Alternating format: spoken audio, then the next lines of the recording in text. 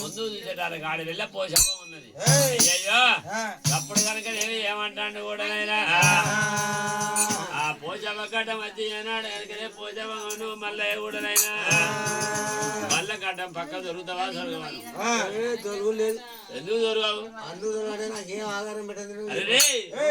అప్పుడు కనుక నువ్వు ఎవడవురా? నీ ఊరెక్కడ, నీ పల్లె ఎక్కడ, మాలుగొన్న మూలు ఎక్కడ, మంజనావులు ఎక్కడ, తరుగున్న మూలు ఎక్కడ, తాగురాలు ఎక్కడైనా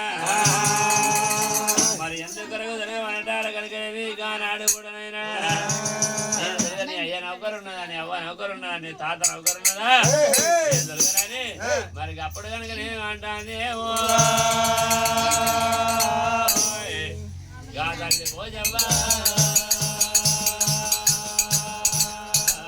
అరే అప్పుడు అనటాలు కనుకనేవి భగవంతుడు మల్లన్న కనుకనేవి మరి పోజవ్వ ఉన్నో అడబండి కనుకనేవి ఏనాడు మల్లన్న అయ్యా గుద్దుకుంటా ఉన్నారా, కొట్టుకుంటా ఉన్నారా, ఏడు గడియాలెల్లా కొట్టుకుంటా ఉన్నారా. పోజవ్వ కనుకనే కింద పడతాను, మల్లన్న మీద పడతాను, మల్లన్న కింద పడతాను, పోజవ్వ మీద పడతాను, కొట్టుకుంటా కొట్టుకుంటూ వాళ్ళు కూడా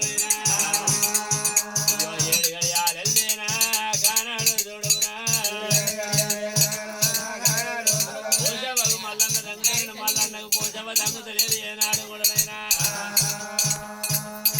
అదే పోషమ్మ కనుకనే ఏం చేసింది మరి అదే నా తమ్ముడు కనుకనేది అటువంటి కూడానైనా వీడెవడో ఒక్కసారి నేను లోకాల శంకర దగ్గర అగ్గి చిత్రకన్నా కచ్చుకున్నా కదా ఆ కన్ను పెట్టి చూస్తానని అప్పుడు చూస్తాను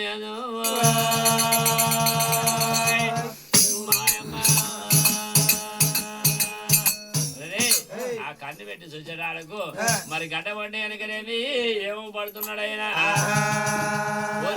కూరెళ్ళి మళ్ళీ కూర విత్తాలు చెప్తాడు రారాజు మల్లన్న.